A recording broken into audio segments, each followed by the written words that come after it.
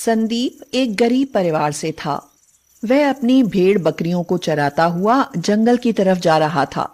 उसे कहीं से एक बच्चे के रोने की आवाज आई।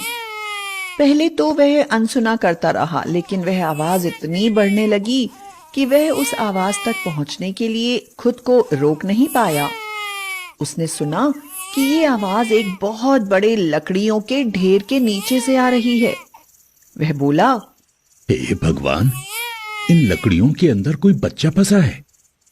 ओहो, बहुत तेज गर्मी है, वो कैसे सांस ले रहा होगा। हे भगवान, उसकी रक्षा करना। मैं उसे निकालने की कोशिश करता हूं। संदीप ने सारी लकड़ियां हटा दी।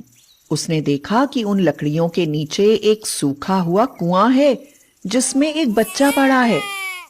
उसने उस बच्चे को बाहर निकाला और देखा कि वह एक लड़की है।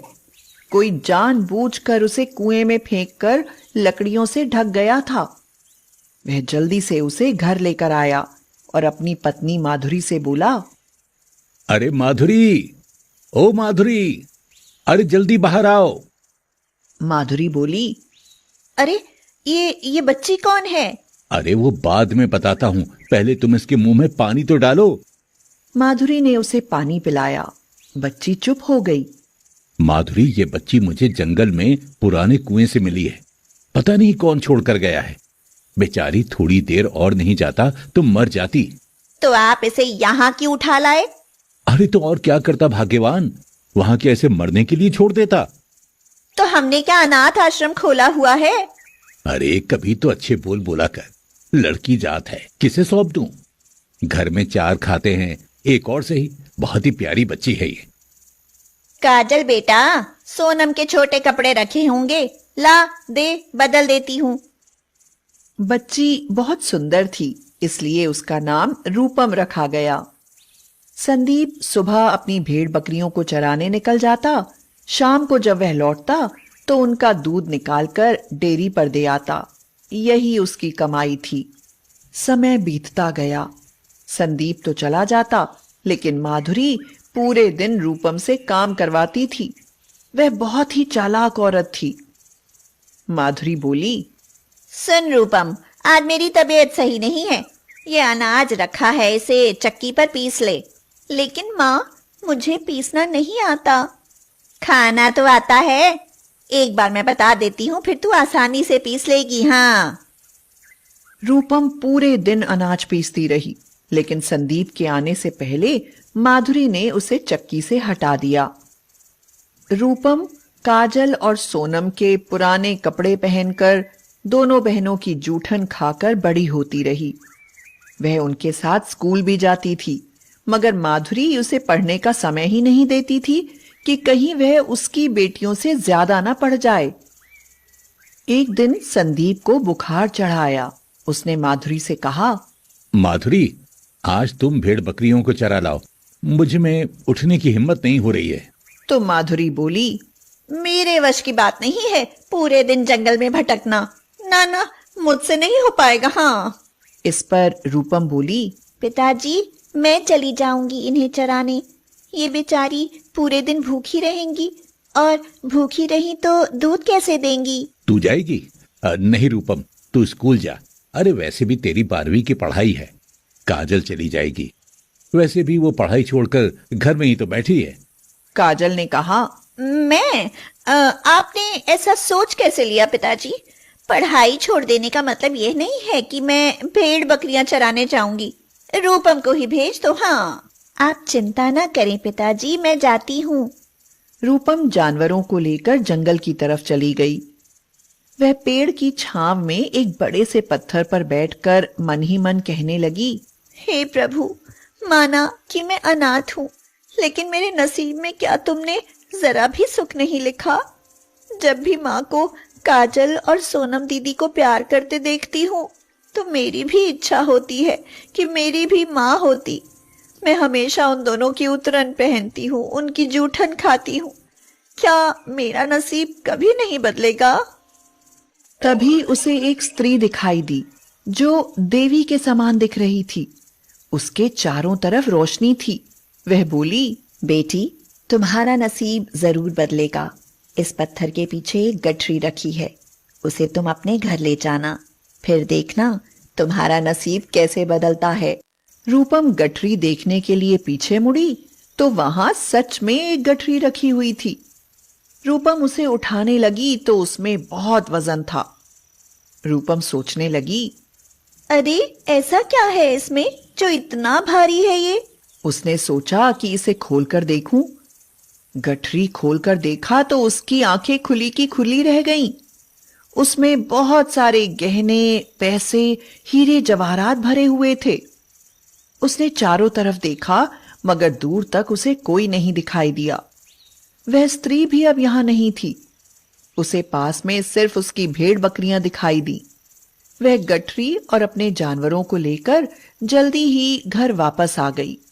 रूपम अपनी माँ और पिताजी को आवाज लगाते हुए बोली, पिताजी, माँ, जल्दी बाहर आओ, देखो जरा मुझे क्या मिला है। आवाज सुनकर सब बाहर आ गए। गठरी का सामान देखते ही वो लोग चौंक गए। बेटी, ये किसकी है और तुझे कहाँ मिली? पिताजी, मैं अकेली बैठी हुई अपने नसीब को दोष दे रही थी, तभी मुझे एक स्त्री दिखाई दी। वह मुझे ये देखकर अंतर्ध्यान हो गई। उन्होंने कहा कि इसे घर ले जाओ, फिर देखना तुम्हारा नसीब कैसे बदलता है। अरे बेटी, तू तो बहुत भाग्यशाली है जो तुझे किसी देवी ने इतनी बड़ी धरोहर दी। ये लाखों की नहीं, करोड़ों की संपत्ति है। पिताजी, अब हमें इसका क्या करना चाहिए? बेटी, ये तो तेरी अमानत है, जैसे तू चाहे वैसा कर। माधुरी अंदर से जल भुन रही थी। वह बोली, करना क्या है? तुम तीनों बहनों की शादी में काम आ जाएगा और गहने तुम तीनों के काम आ जाएंगे। नहीं माँ, ये खजाना मैं शादियों में नहीं बल्कि किसी नेक काम में लगाऊंगी। माधुरी सोचने लगी, कहीं ऐसा ना हो ये बाप बेटी सब कुछ दान कर दें। क्यों ना रात में ये खजाना मैं कहीं ऐसी जगह छुपा दूं जो किसी को मिले ही ना। बाद में मेरी बेटियों के काम आ जाएगा, फिर बोल दूंगी कि चोरी हो गया है। रात में जब सब सो गए, माधुरी उठी और जमीन में गड्ढा खोदकर खजाने की गठरी वहां दबा दी। ऊपर से वहां संदूक रख दिया। लेकिन जब वह वहां से चली तो माधुरी गिर पड़ी। उसे कुछ नहीं दिखाई दे रहा था। वह जोर से चिल्लाई, काजल के पापा! माधुरी की आवाज सुनकर सभी दौड़े दौड़े आए। संदीप ने बोला, क्या हुआ? माधुरी गिर कैसे गई? इस पर माधुरी घबरा कर बोली, मुझे कुछ दिखाई नहीं दे रहा है, लगता है मेरी आंखों की रोशनी चली गई। लेकिन अचानक ऐसे कैसे हो सकता है? और तुम इस कमरे में क्या कर रही थी? माधुरी सोचने लगी, मैंने रूपम के गहने और जवाहरात की गठरी चुराई है, ये उसी का नतीजा है।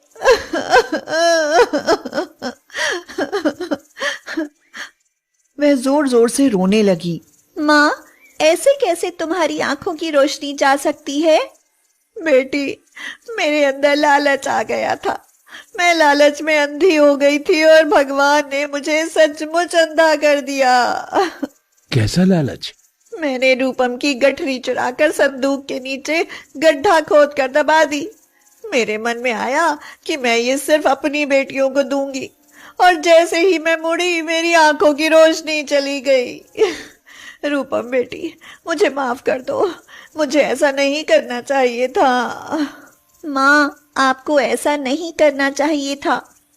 माँ, आज आपने मुझे बेटी कहा, मुझे बहुत अच्छा लगा। नहीं तो आपने कभी अनाथ के सिवा मुझे कुछ कहा ही नहीं। अब तुझे हमेशा लाड़ करूंगी, बस एक बार मेरी आंखों की रोशनी आ जाए। संदीप ने संदूक हटाकर वहां से वह गठरी बाहर निकालकर रूपम के हाथ में दे दी। तभी माधुरी की आंखों की रोशनी वापस आ गई। बुरे काम का नतीजा बुरा ही होता है, इसलिए माँ, ये खजाना हम अच्छे काम में लगाएंगे। ये सब तेरा ही है बेटी, तू अनाथ नहीं, बहुत नसीब वाली है। आज के बाद तू सचमुच मेरी बेटी है, मैं कभी तुझे अनाथ नहीं कहूंगी। हाँ। रूपम ने अपने पिताजी की मदद से एक अनाथ आश्रम बनवाया ताकि किसी भी अनाथ बच्ची को रूपम की तरह किसी पर आश्रित न रहना पड़े और अपने लिए एक अच्छा घर भी। रूपम अपने पिताजी से बोली, पिताजी, अब आप भेड़ बकरी नहीं चराएंगे। ठीक है बेटी, अब से मैं तुम्हारे साथ आश्रम का काम देखूंगा। सब लोग बहुत खुश थे। सच में ही उस अनाथ बच्ची का नसीब बदल गया।